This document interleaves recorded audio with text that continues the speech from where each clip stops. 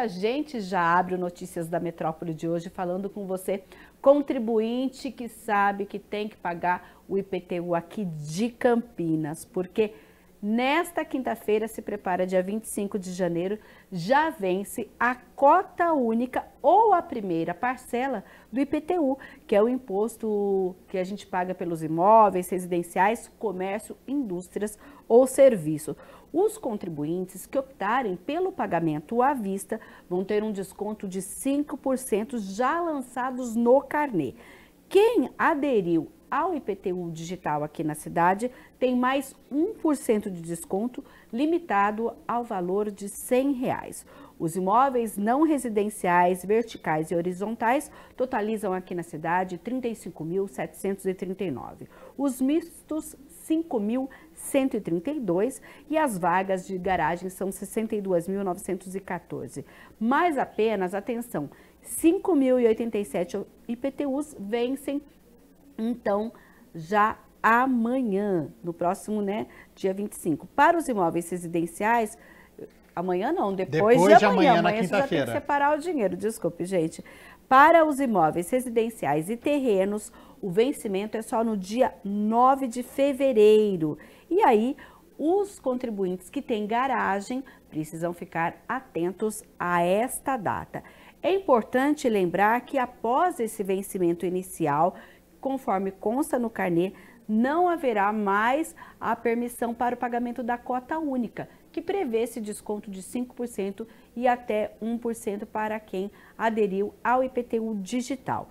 Mais informações você encontra lá no site iptu.campinas.sp.gov.br. A gente lembra que todo atendimento ou dúvida, a gente tem lá esse portal da prefeitura, esse serviço da prefeitura no portal aí, para que você possa então resolver as questões do IPTU. Lembrando então, depois de amanhã já vence a primeira parcela ou a cota única com desconto. Tá, então, calendário, informação importante da Mirna Abreu sobre o vencimento do IPTU, residencial, comercial. É preciso ficar atento, entrar no site para ver certinho este vencimento, para você não deixar, então, de pagar. Mirna Abreu, vamos falar agora sobre um outro assunto importante, porque o centro da cidade é motivo sempre de muita preocupação, né? E ações estão sendo realizadas por lá. Sim, quando a gente fala, inclusive, nessa requalificação do centro, uns falam em revitalização, entra também a questão de segurança. E Campinas tem o programa Centro Mais Seguro, em que a Guarda Municipal já realizou 104 prisões em 83 dias. A reportagem é de André Aranha. Quem passa pelo centro todos os dias demonstra preocupação com a violência. Me preocupo bastante. Que tipo de violência, principalmente? Olha, aqui a gente encontra de tudo. A gente encontra, até esses dias eu estava andando aqui pela rua, empurrões ou puxões de bolsa, esse tipo de coisa. Você vê o desemprego em primeiro lugar, as coisas muito caras. Moradores de rua, como é que você vai andar depois de uma certa hora aqui? Você não pode, não tem condições, não é? Dá medo. Claro, com certeza. A intensificação de patrulhamento da Guarda Municipal de Campinas tem como objetivo garantir a segurança da população e coibir atividades ilícitas. Foram mais 66 guardas acrescentados no patrulhamento, especificamente na área central, com o objetivo de melhorar algumas áreas que estavam, a olhos vistos, necessitando de patrulhamento, como é, por exemplo, o Terminal Central, que tínhamos ali uma situação crônica com relação a pessoas em situação de rua. Concentramos uma parte desse efetivo lá e a outra parte a gente direcionou para outros locais da cidade. Olha, desde que foi lançado o programa Centro Mais Seguro, a Guarda Municipal efetuou 104 prisões de 23 de outubro do ano passado a 14 de janeiro deste ano. Segundo o subcomandante da Guarda, foram apreendidos 3,374 quilos de drogas, quase R$ 4.500 em dinheiro, 383 quilos de fiação de cobre sem procedência e 2 armas de fogo. Nesse período a gente conseguiu aumentar o número de ocorrências atendidas, à disposição da população, muito mais ocorrências atendidas. Também alcançamos um resultado melhor nas prisões, apreensões aqui na área central. Foram 104 prisões nesse período, quase 400 quilos de material de cobre. A situação do cobre na área central estava muito ruim, porque tínhamos muito furtos de madrugada, ocasionado por essas pessoas em situação de rua. A gente direcionou um patrulhamento durante o dia nos estabelecimentos que fazem a compra desse material, e no período da noite intensificamos o patrulhamento em locais específicos e também em pessoas que vinham para a área central, né, saíam da periferia e vinham para a área central para justamente comprar esse material. Então fizemos operações no sentido de combater essa compra na área central à noite, para evitar que os furtos ocorressem. A ideia é patrulhar em todo o período de abertura e fechamento do comércio, horários em que as pessoas estão saindo do trabalho e estão nos pontos de ônibus. Esse efetivo de 66 guardas ele veio para somar, ele foi empregado todo na área central. Ele tem um horário hoje que vai das 7 da manhã até as 20 da noite, com foco na área que mais necessita. É óbvio que uma região como o Terminal Central, onde o fluxo de pessoas é gigantesco, a gente concentrou um patrulhamento maior lá. Mas outras áreas como 13 de Maio, Terminal Mercado, Francisco Glicério, Costa Aguiar, Ferreira Penteado, Barão de Jaguara, Largo do Pará, todos esses locais receberam patrulhamento. E estendemos em alguns locais que havia uma necessidade maior, uma concentração de pessoas em situação de rua que também recebeu. Como, por exemplo, Viaduto Aquidabã, Centro de Convivência, proximidades da Unip, praças como, por exemplo, a Bento Quirino, situações que vinham ocorrendo na Bento Quirino por conta de depredação de patrimônio público, a gente conseguiu cessar que acontecesse novamente. Então houve uma diminuição dos furtos por conta desse patrulhamento, é o que a gente acredita. Meio-dia mais 4 minutos, Câmara Total ao vivo. A gente continua aqui com as notícias da metrópole e tem novidades em relação ao BRT, Mina. Olha, tem sim. Então, inclusive, a INDEC, ela encerrou o ciclo de reuniões com moradores que vão ser aí atingidos, né, na verdade, beneficiados com as novas linhas e o novo funcionamento do BRT. Foram reuniões que aconteceram no Jardim Novo Campos Elíseos, Vila União e também no Vida Nova. A partir da próxima sexta-feira, dia 26, as novas linhas do BRT 11, Terminal Vida Nova, Corredor Central, BRT 12, Terminal Campos Elíseos, Corredor Central, se juntam ao BRT 10, que é o BRT da linha Ouro Verde, na circulação pelo corredor Ouro Verde, e o terminal BRT do Campos Elíseos entra em operação. Entre os dias 26 e até o dia 2 de fevereiro, equipes da INDEC também vão fazer abordagens educativas nos horários de pico, em dias úteis e aos sábados pela manhã, nos terminais Vida Nova, Campos Elíseos e também nas principais estações, para orientar como agora vai ser o funcionamento dessas linhas, também para que as pessoas possam aí se deslocar com maior facilidade pelo transporte público da cidade. E Mirna Abreu, já que você está falando de transporte, dirigir é uma arte. Eu amo dirigir, por exemplo, dá uma liberdade, acho que dá uma autonomia para as pessoas. Mas, ao mesmo tempo, a gente sabe que o trânsito ele é caótico, ele é complicado, precisa dirigir com segurança, ficar muito atento. E para algumas pessoas pode causar até pânico pegar o carro, né?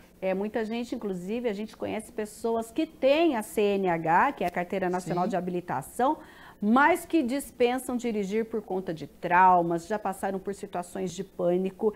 E olha, o medo de dirigir pode ser superado, porém, o auxílio de um psicólogo se torna essencial para entender, combater e elaborar maneiras saudáveis que vai mudar o motorista e vai ajudar também com que ele lide com essas situações no dia a dia. Confira.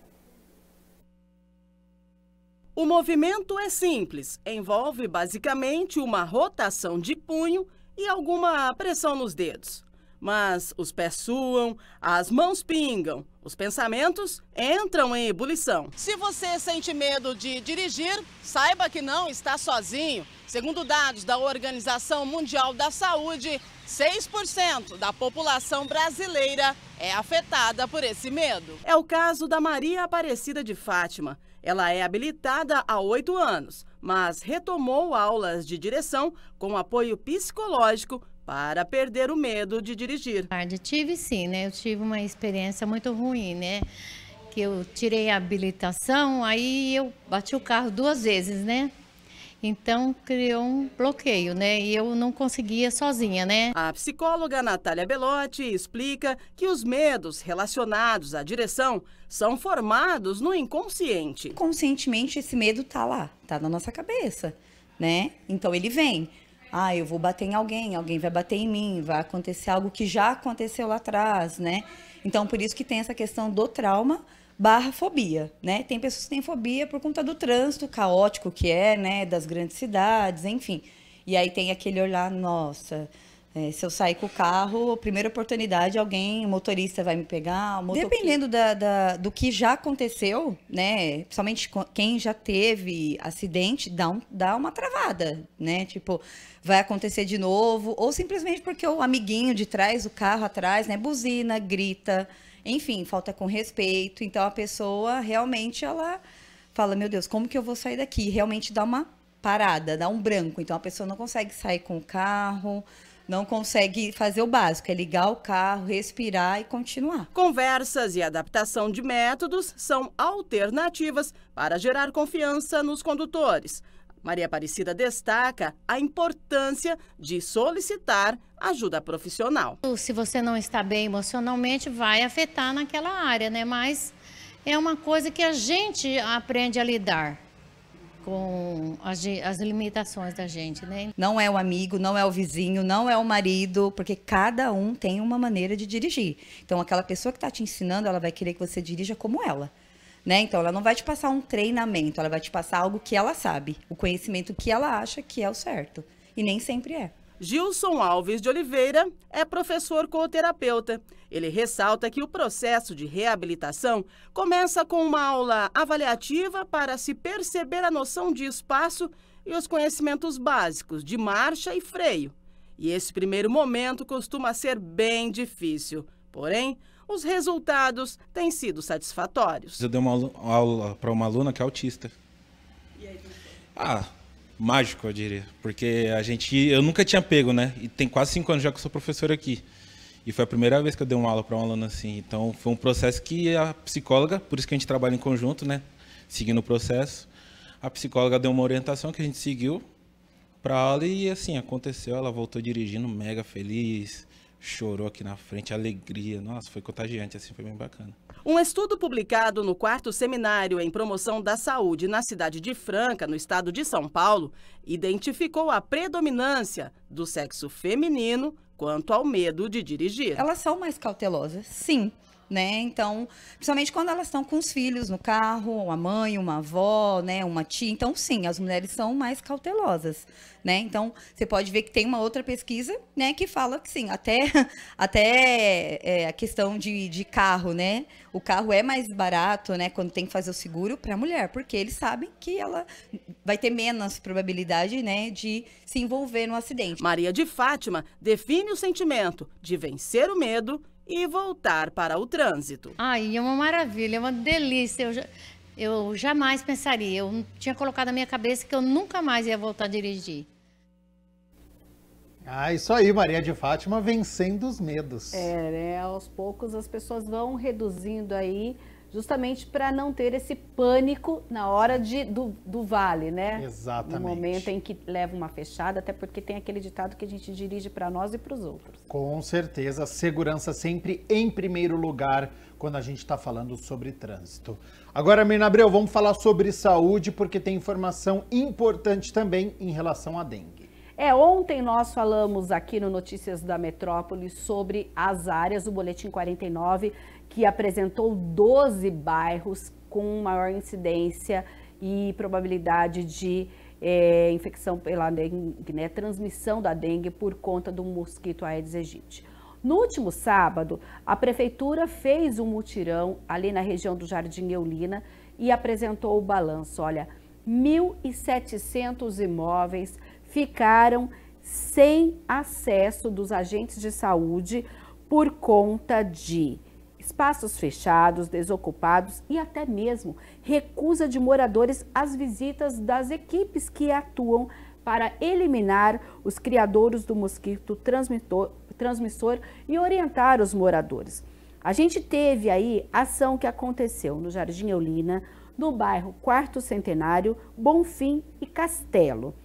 No caso do Eulina, os imóveis visitados são os que estavam inacessíveis no mutirão que aconteceu entre os dias 11 e 12 de janeiro.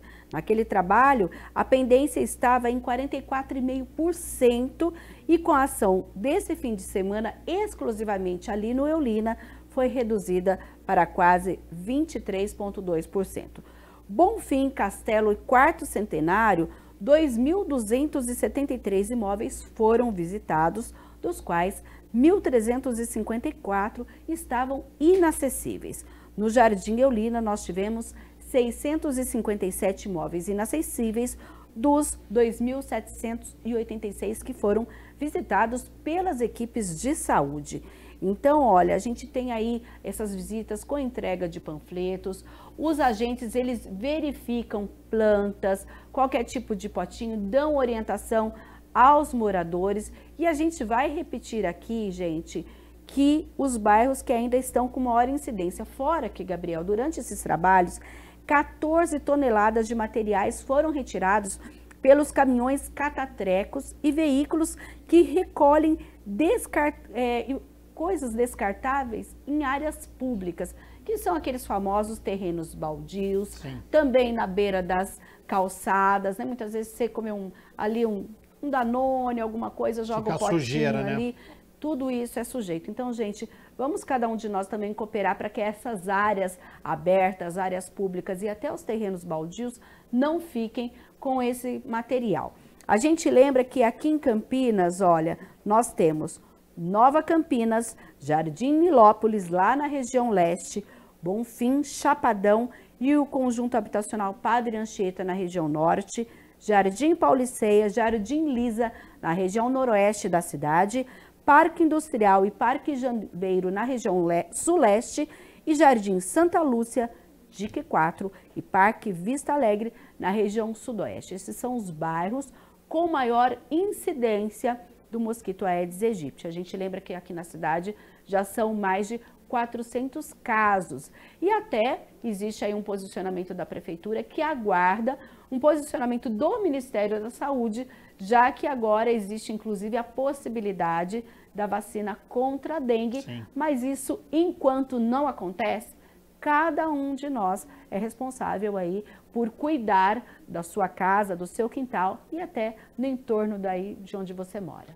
É isso, né? É o combate e a luta, a responsabilidade de todos, da Prefeitura e também nós, como cidadãos, como sociedade, precisamos olhar as nossas casas, conversar com os vizinhos nos bairros para a gente poder vencer mais essa. Agora, Mirna Abreu, hoje é 23 de janeiro, tem muitas crianças, adolescentes que ainda estão de férias e muitos pais responsáveis já não sabem mais o que fazer. Tem opção sem custo para esses pais e, consequentemente, para as crianças? Tem sim. Olha, aqui em Campinas, o Shopping Parque das Bandeiras preparou uma atração especial para as férias escolares. Neste mês, a garotada pode participar de 4 oficinas gratuitas no espaço Ateliê do Bandeirinha.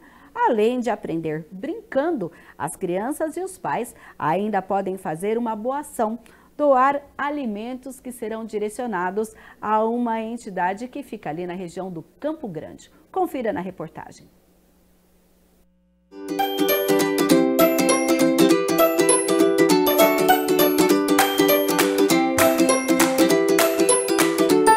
Atividades que prometem divertir e educar os pequenos. Até o dia 31 de janeiro, as crianças poderão participar de 4 oficinas gratuitas do Ateliê do Bandeirinha, um espaço preparado pelo Shopping Parque das Bandeiras, especialmente para as férias escolares. tem desenho, plantio, recorte e pintura, além de muita diversão, é claro. Na oficina de desenho, as crianças podem colorir um simpático tamanduá-bandeira, chamado Bandeirinha, o mascote do shopping. Já na oficina de plantio, os instrutores ensinam sobre a importância da preservação do meio ambiente e as crianças podem plantar pequenas mudas ornamentais. É na oficina de recorte que os pequenos estimulam a coordenação motora fina, desenvolvem a noção de espaço e direção e ainda trabalham a concentração, a criatividade e a imaginação. Desenhar, recortar, eu sempre faço isso na escola. Você tá gostando? Tô. E nesse caso, o que você está desenhando? Mostra aqui pra gente. Tô desenhando um tamanduá-bandeira. É uma ação lúdica e muito criativa. A ideia dela é trazer uma ativação de férias, né, para que as crianças possam frequentar o shopping nesse período e ter uma ativação acontecendo aqui. Despertar o lado lúdico delas, né? Ela tem um pilar de arte muito forte e fazer com que elas se integrem com outras crianças e com os pais também, uma vez que os pais também podem participar da atividade. Na pintura, a aquarela vai ajudar a explorar elementos como textura, cores e formas. A parte da tinta guache é divertida. Dá trabalho, a gente se suja, mas é maravilhoso, sério. É muito bonitinho porque eles pintam, né, os quadros e vai da imaginação deles. A gente dá as tintas, os pincéis, o apoio e eles criam o que eles quiserem. Acho que a melhor parte é você ver o sorriso de uma criança. Não tem nada que paga isso. Davi, o que você achou desse espaço aqui no shopping? Eu gostei muito. Por quê? A gente pode pintar, pode recortar, pode colar. Divertido. O que você está fazendo? Fala pra mim. Eu tô desenhando um sol, uma nuvem, tá chovendo, aí vou desenhar as árvores e vou fazer um arco-íris. E para participar das atividades é bem fácil. Os pais só precisam baixar o aplicativo do shopping para garantir a inscrição e doar 1 quilo de alimento não perecível.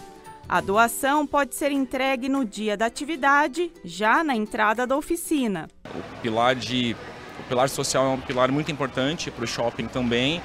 Esse 1 quilo de alimento é repassado para o Instituto Anelo, né, que é um instituto que cuida de crianças em situação de vulnerabilidade, e aí eles fazem o gerenciamento desse alimento lá depois, repassando para famílias que precisam, né, famílias carentes. E outra opção gratuita que o shopping oferece é esse espaço aqui, um parque com 14 brinquedos para todas as idades. A professora, que mora em Curitiba, está passando as férias com os filhos e sobrinhos na casa da irmã e aproveitou para levar as crianças ao shopping.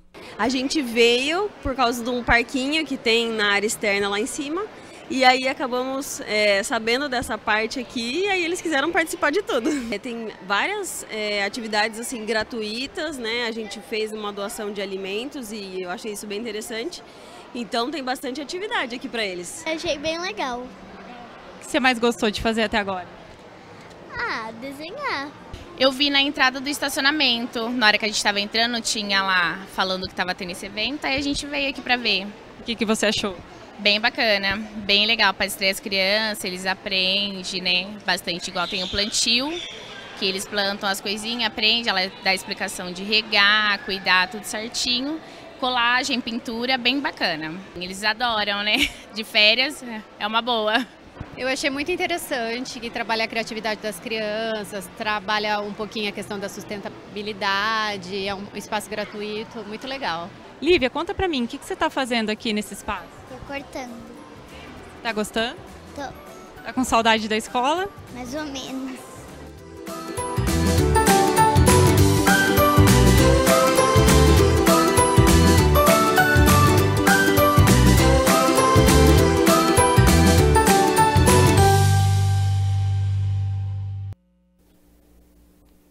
E o horário da oficina no ateliê do Bandeirinha é das 3 horas da tarde até as 9 horas da noite, de segunda a sábado. No domingo, as atividades acontecem da 1 da tarde até as 8 horas da noite. O espaço fica localizado no piso L2 e as vagas são limitadas em até 24 crianças por vez. Já o Parque Quintalzinho do Ban fica no terraço do Parque das Bandeiras e fica livre enquanto abre o shopping, ou seja, no horário de funcionamento do shopping. Tá certo, Mina Abreu, muito obrigado pelas notícias da Metrópole de Campinas.